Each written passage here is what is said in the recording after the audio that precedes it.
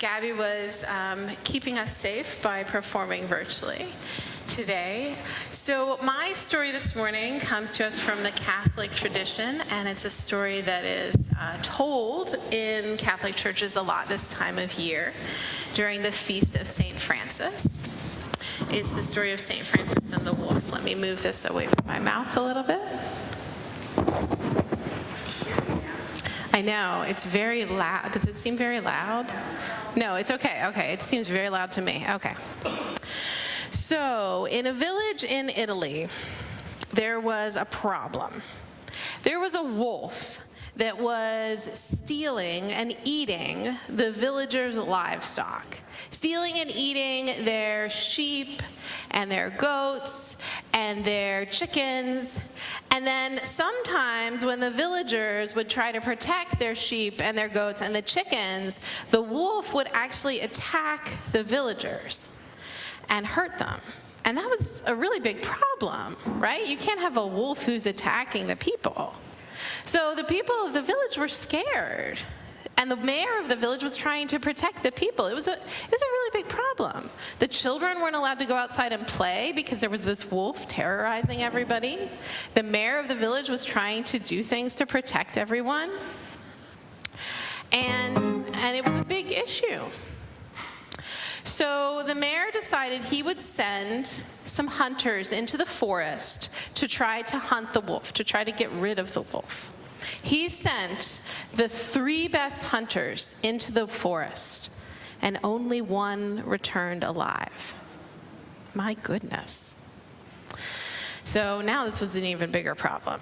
So the mayor called for a wise spiritual man to come and help the village solve this problem. He called for a man called Francis, who lived in a town called Assisi, Francis of Assisi, and he had Francis come to the town to try to solve this problem. Francis came and he met with the villagers, and he heard all about the problem.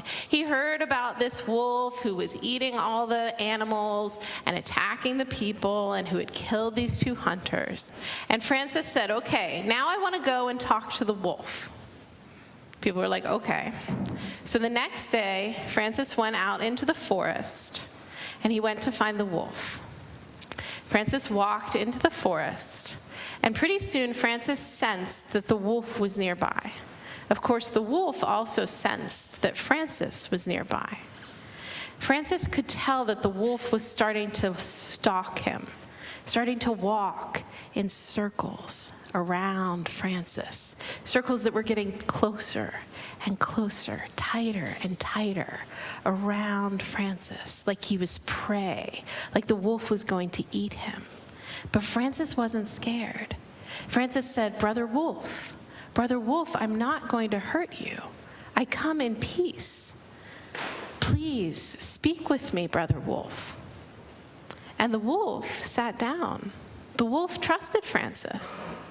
Francis said, Brother Wolf, I come from the village, and in the village they have told me that you have been hurting them, that you have hurt the people, that you have eaten their livestock. Why is this happening, Brother Wolf?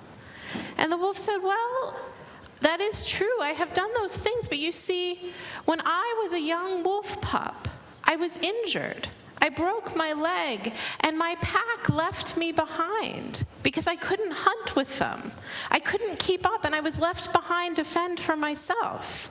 And I can't hunt. I can't run fast enough to catch the rabbits and the deer, the food that I would prefer to eat. The only food I can catch are the slow things, like sheep. Sheep are really slow. And chickens. And I can't eat any of the food that I want to eat, so I can only get the really slow food. And that's all I can do. I'm just trying to survive. And I'm not trying to attack people, but when people attack me, I have to fight back. So when people come into my forest and try to kill me, I have to defend myself.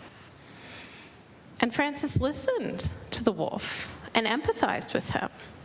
And the wolf listened to Francis and understood that he had caused the people harm. And they started to come to an understanding. And Francis started to think of a way that he could work this out. And he suggested to the wolf, what if you protected the village in return for food? What if you said that you would protect the village in return for food, and then that would solve the problem? And the wolf said, I would do that, but they would not trust me. There's no way they would trust me. And Francis said, let me sort that out. So Francis and the wolf went back to the village. And of course, the villagers were terrified. They did not want the wolf back in their village at all. They didn't trust the wolf. They didn't want Francis to bring this wolf back. The children hid behind their parents. And the mayor was so angry that Francis would have brought this creature, this vile and terrifying creature, back in their midst. But Francis explained that the wolf was sorry, that he was trying to make amends, that he was just doing this to survive. Francis spoke with the families who had been harmed and listened to them. And eventually, over time, they worked things out. They talked and they cried and they worked together. And they came to an understanding. And the wolf was able to become part of the community. They began to live in harmony, and they called the wolf Brother Wolf. The community relied on the wolf for protection, and they provided the wolf with food, and the wolf protected their community and did not steal their livestock anymore. And he became a part of their community. And they lived together in peace for the rest of their lives. Thank you for listening to my story this morning.